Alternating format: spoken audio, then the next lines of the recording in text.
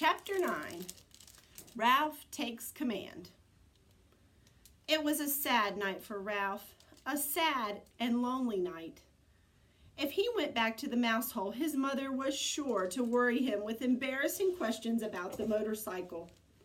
She would also expect him to help clean up after the family reunion. If he took off his crash helmet, he could squeeze under the door and explore the hall on foot, but he could not bear to part with the helmet. And anyway, he had no desire to travel by foot, where he had once ridden with such noise and speed. Ralph scurried through shadows on the floor to the curtain, where he climbed to the windowsill. There he sat, huddled and alone, staring out into the night, listening to the kissing sounds of the bats as they jerked and zigzagged from the eaves of the hotel, through the pines and back again. Around the window, the leaves of a Virginia creeper vine shifted in the breeze, and down in the lobby a clock struck midnight. An owl slid silently through the night across the clearing of the parking lot from one pine to another.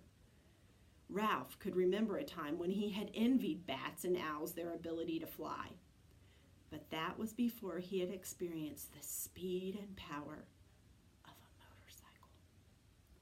Early in the morning, the smell of bacon drifted up from the kitchen, brought back all of Ralph's dreams of the ground floor. It was not long until he was embarrassed to discover that Keith was awake and lying quietly in bed watching him. "Hi," said Keith. "Oh, hello." Ralph wished he had returned to the mouse hole before dawn. "Well, I guess it's about time for me to go home to bed." Keith sat up. "Don't go yet. Wait until my folks get up." Ralph leaped to the floor. "I didn't think you would want to talk to me after I lost your motorcycle." "I may never have another chance to talk to a mouse." Ralph was flattered. It had never occurred to him that a boy would consider talking to a mouse anything special. "What would you like for breakfast?" asked Keith. "You mean we still get room service? After what I did?" "Sure." Keith pulled his knees up under his chin and wrapped his arms around his legs. "You mean you aren't mad at me anymore?" asked Ralph. "I guess you might say I'm mad, but not real mad," Keith decided. "I've been lying here thinking it wouldn't be right for me to be real mad. Because I get into messes myself. My mom and dad tell me I don't stop to use my head." Ralph nodded. "I guess that's my trouble too. I don't stop to use my head." "They say I'm in too much of a hurry," said Keith. "They say I don't want to take time to learn to do things properly." Ralph nodded again. He understood.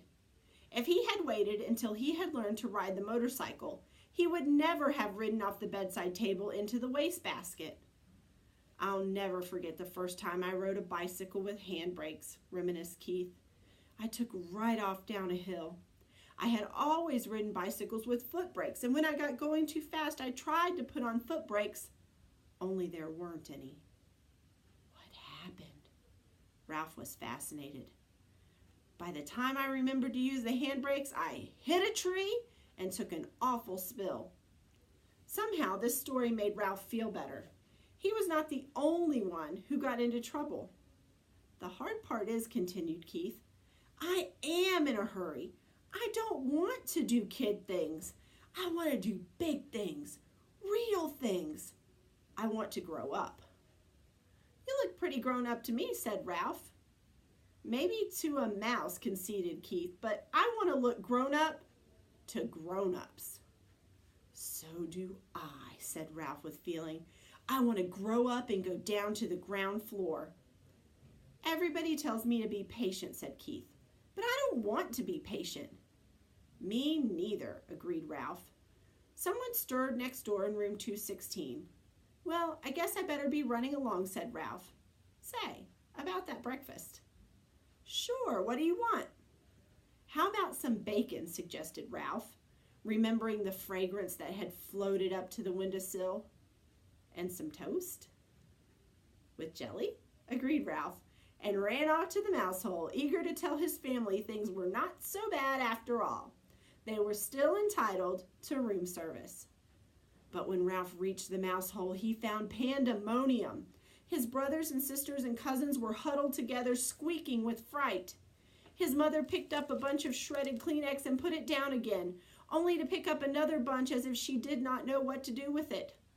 Uncle Lester and Aunt Dorothy were there too, stuffing crumbs into their mouths as if they expected never to eat again. "Dear me," Ralph's mother was saying. "Whatever shall we? Oh, Ralph, there you are at last. Where have you been? Never mind. We haven't time." "Time for what?" asked Ralph. "What's going on around here anyway?" "The housekeeper. Your Uncle Lester. The sheets. Oh, do be quiet, everybody." Ralph's mother was so agitated she could not tell her son what was wrong. Uncle Lester swallowed a mouthful of crumbs. "It's like this, Ralph. The housekeeper discovered a hamper full of sheets and towels and pillowcases with holes chewed in them." "Uh-oh," thought Ralph. Whatever had happened was all his fault. He might have known. "I heard her telephoning the manager about it from her office," continued Uncle Lester. "The manager came up and called in all the maids and the bellboys, and everyone had to look at the holes chewed in the sheets. It was quite a powwow." The motorcycle, thought Ralph. What happened to the motorcycle? There might be a chance it did not go to the laundry after all. "You didn't happen to see a motorcycle in the housekeeper's office, did you?" he ventured. "I was listening, not looking out," said Uncle Lester. "I'm not foolhardy like some people around here." "Ralph, you know what this means?" His mother managed to pull herself together to say that much. "It means war on mice," said Aunt Dorothy ominously. "It means traps, poisons," said Uncle Lester. "Who knows? This time management might even spend money on an exterminator. We shall have to flee. There is nothing else to do." "And if we flee, the owls will get us," said Ralph's mother, causing the brothers and sisters and cousins to set up an awful squeal. "Shh!" Mother Mouse fluttered her paws in alarm. "Flee?" Ralph was bewildered. "Flee? And leave room service?" "Room service!" exclaimed his mother. "How can we expect any room service after you lost that poor boy's motorcycle?" "It's all right," Ralph assured his mother, and could not resist adding rather grandly, "I've already ordered. Room service is bringing us bacon and toast with jelly." This news silenced everyone. A breakfast of bacon and toast with jelly delivered to the mouse nest without first being dropped on the carpet was not to be abandoned lightly. "We want some jelly! We want some jelly!" all the little cousins began to squeak. "Be quiet," ordered Uncle Lester. "Do you want them to find us?" Ralph knew that no matter what the others chose to do, he was not going to flee from the hotel, not until he found out what had happened to the motorcycle. He was very sure of this, and all at once he felt calm and clear-headed, as he had never felt before. He knew exactly what his family should do. "Be quiet, everybody," Ralph ordered, standing up straight so all his relatives could see him. "I will tell you what we are going to do." "See here, Ralph," interrupted Uncle Lester. "You are pretty young to be giving orders to your elders." "Now, Lester," said Uncle Dorothy, "let's listen to Ralph. After all, he has our food brought up by room service. No one else in the history of the family has managed that."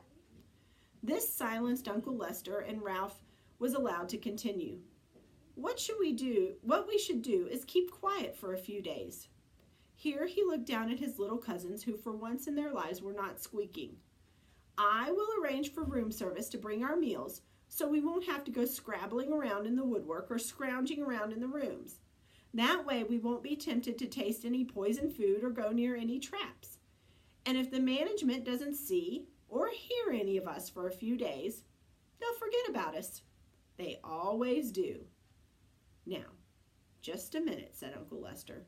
This boy won't be here long. You know how it is with people. Here today and gone tomorrow. Ralph had the answer. This is only Sunday. He will be here until Tuesday because Monday is the 4th of July. And his father says he won't drive in holiday weekend traffic. He always brings us plenty, and if we don't stuff ourselves, we can save enough to last until the management forgets about us. Uncle Lester nodded thoughtfully. That seems like a sound idea. Yes, but Ralph, there is one thing that worries me, said his mother. How are we going to tip room service? When people have a waiter bring food to the room, they always give him a coin or two for his service. We haven't any money. Ralph had not thought of this. If we are going to continue to accept room service, we must do the right thing, insisted his mother. Don't worry, I'll think of something, promised Ralph, in the grand way he had acquired since he had ordered a meal sent up to the mouse nest.